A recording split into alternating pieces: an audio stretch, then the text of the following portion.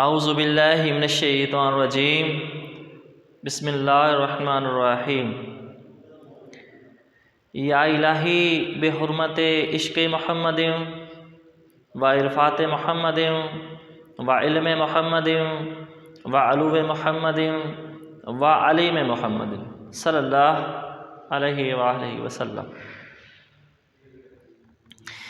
عزیز طلبہ و طلبات، السلام علیکم۔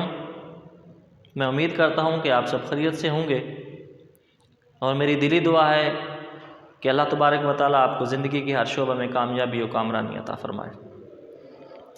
عزیز طلبہ، ہم حسرت موہانی کی غزل پڑھ رہے تھے، اور حسرت موہانی کے بارے میں جیسا کہ تعارف میں بتایا تھا کہ یہ حریت پسند ہیں، آزادی پسند ہیں، اور جب بولتے ہیں تو بے باک بولتے ہیں، کسی قسم کا خوف نہیں رکھتے، نہ تحریر میں اور نہ تقریر میں۔ تو اب آزادی پسند جو بندہ ہوتا ہے نا، آزاد منش، آزاد خیال بندہ اور آزادی پسند بندہ، وہ تو چاہتا ہے کہ مجھے آزادی ملے۔ تیرے آزاد بندوں کی، جیسا کہ حضرت اقبال نے فرمایا تھا نا کہ تیرے آزاد بندوں کی نہ یہ دنیا نہ وہ دنیا، یہاں مرنے کی پابندی وہاں جینے کی پابندی۔ یہ جو ہے تحریک آزادی کے ایک روے رواں جو ہیں، امیر ہیں، ممبر ہیں، اور انگریز جو ہے نا، انگریز کے سخت خلاف تھے۔ ان کا دور حیات آپ دیکھیں، یہ 1875 میں پیدا ہوتے ہیں اور 1951 میں اللہ کو پیارے ہوتے ہیں۔ تو آپ کو پتہ ہے کہ 1857 کی جنگ آزادی ہوئی، اور اس وقت کیا حالت تھی جب یہ پیدا ہوئے، اور اس کے بعد انہوں نے دیکھا کہ وہاں انگریزوں کی حکومت تھی۔ تو آزادی پسند تھے، انگریزوں کے خلاف بولتے تھے۔ جو زمانہ ان کا تھا طالب علمی کا، اس میں بھی اس وقت جو سیاست میں حصہ لیا کرتے تھے، شعر و شاعری کا شوق و ذوق بھی تھا، تو طبیعت جو تھی وہ آزاد تھی، اور آزادی چاہتے تھے۔ انگریزوں کی غلامی ان کو ناپسند تھی، اس وجہ سے ان کے خلاف بولتے تھے، لکھتے تھے، اور پھر اس کی وجہ سے کئی بار ان کو جو ہے وہ جیل بھی جانا پڑا۔ اور اس کے ساتھ ساتھ دیکھیں، اتنے نڈر ہیں اور بے باک ہیں، اتنے دلیر ہیں اور اتنے مستقل مزاج ہیں اور ثابت قدم اتنے ہیں کہ تقریر کر رہے ہیں، جلسے میں گئے ہیں، لوگوں سے خطاب فرما رہے ہیں، اور انگریز خلاف کے صاف ظاہر خلاف۔ ان کو تو اچھا نہیں لگتا تھا کہ کوئی آزادی کا متوالا بنے اور آزادی کا دل دادا کوئی بنے اور آزادی کے بارے میں بات کرے۔ وہ تو اس بات کو سمجھتے تھے کہ یہ تو بغاوت کر رہا ہے۔ تو تب جو ہے ان کو انگریزوں نے آنا اور ان کو پکڑ کر جیل میں بھیج دینا، اور پھر جب یہ اپنی سزا پوری کرنے کے بعد آتے تھے تو پھر جلسہ کرنا، لوگوں کو اکٹھا کرنا اور اس جلسے میں کہنا، تو ہاں اس دن میں کہہ رہا تھا کہ، پھر وہاں سے بات شروع کرنا۔ تو آج ہم ان کا جو ہے وہ شعر پڑھنے جا رہے ہیں۔ آپ فرماتے ہیں کہ نہ چھیڑ اے ہم نشین کیفیت صحبا کے افسانے، شراب بے خودی کے مجھ کو ساغر یاد آتے ہیں۔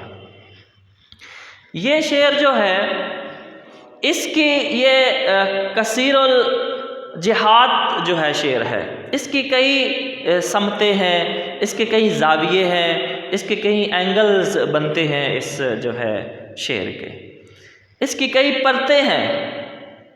کہتے ہیں نا کہ بات کی تہ میں بات ہوتی ہے، تو اس شعر میں کئی تہ ہیں، ہر تہ کو ہم کھولیں گے، کئی پرتیں ہیں، کئی جہتیں ہیں، کئی سمتیں ہیں، ہر سمت سے ہم اس کو دیکھیں گے۔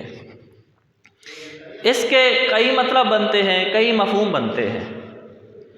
تو کچھ مفاہیم میں آپ کے گوش گزار کرتا ہوں کہ نہ چھیڑ، نہ تذکرہ کر، اے ہم نشیں ہم نشیں کا مطلب ہوتا ہے آپ کے ساتھ بیٹھنے والا، جو ایک شخص بیٹھا ہے اور اس کے ساتھ پہلو میں بیٹھا ہے، ساتھ آدمی بیٹھا، اس کو کہتے ہیں ہم نشیں، میرے پاس بیٹھنے والے میرے ساتھ۔ اور ساتھ کون بیٹھتا ہے، پاس کون بیٹھا ہے، صاف ظاہر دوست ہی بیٹھتے ہیں۔ تو دوست سے مخاطب ہے کہ اے دوست، اے میرے ساتھ بیٹھنے والے میرے دوست، نہ چھیڑ، ذکر نہ کر، تذکرہ نہ کر۔ کس چیز کا؟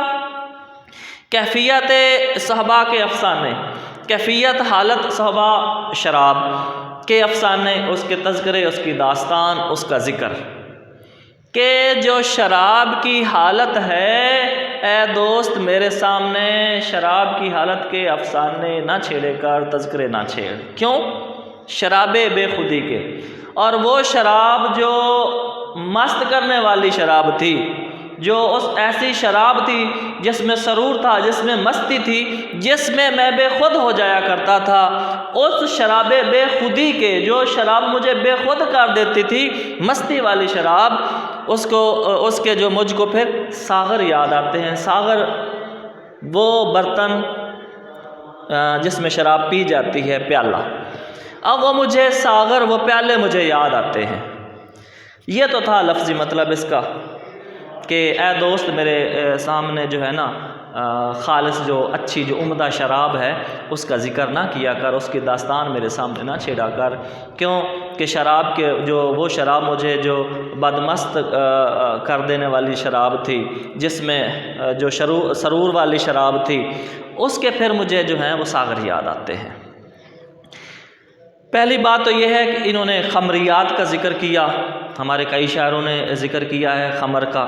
خمر عربی زبان کا لفظ ہے، قرآن مجید فرقان حمید میں یہ ہے کہ الخمر والمیسر، خمر اور میسر، شراب اور جوا جو ہے۔ خمر کا لفظی مطلب ہوتا ہے ایسی چیز جو آپ کی عقل پر پردہ ڈال دے۔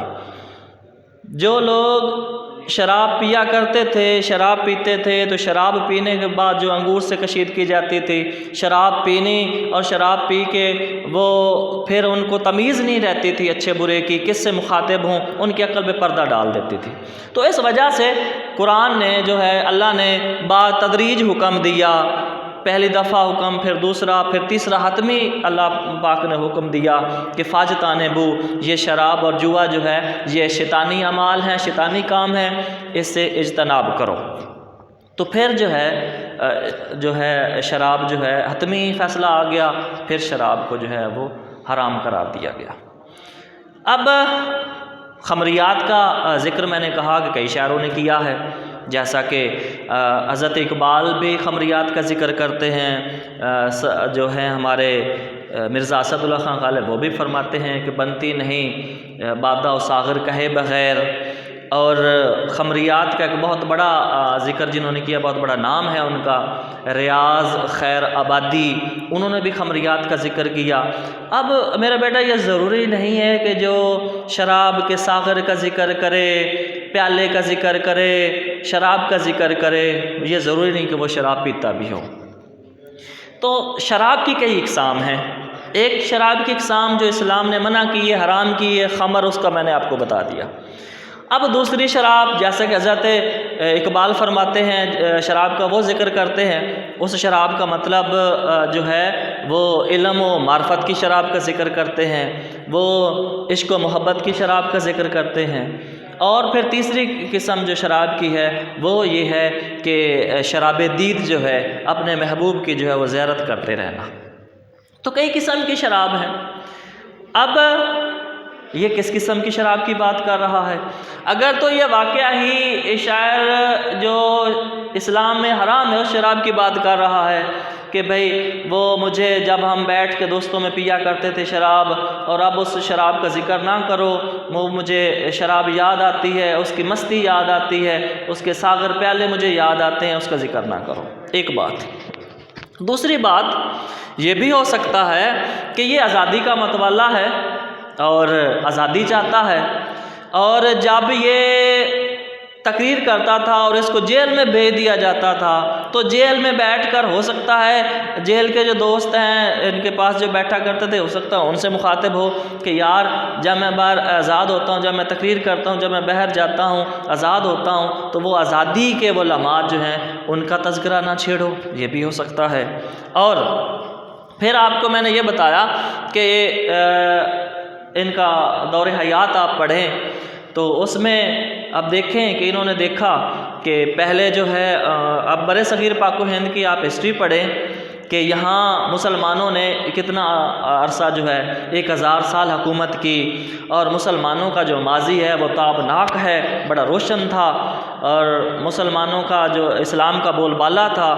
اب چونکہ وہاں برصغیر پاک و ہند میں انگریز حکمران تھے، تو وہ کہتے ہیں کہ پہلی جو ہمارا ماضی جو تابناک گزرا ہے اس کے ذکر نہ میرے سامنے چھیڑا کرو، مجھے تکلیف ہوتی ہے، مجھے دکھ ہوتا ہے کہ کس طرح ہم جو ہے مسلمان حکومت کیا کرتے تھے۔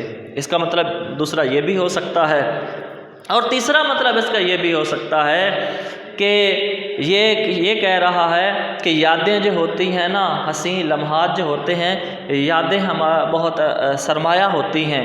تو کہتے ہیں کہ میں اپنے محبوب کے پاس بیٹھا کرتا تھا، اس سے خوش گپیاں لگایا کرتا تھا، گفت و شنید ہوتی تھی، محبوب کی زیارت ہوتی تھی۔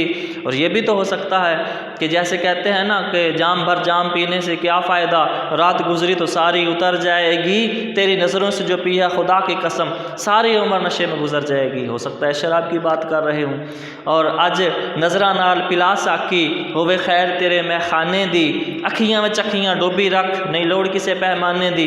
ہو سکتا ہے یہ اپنے محبوب کے پاس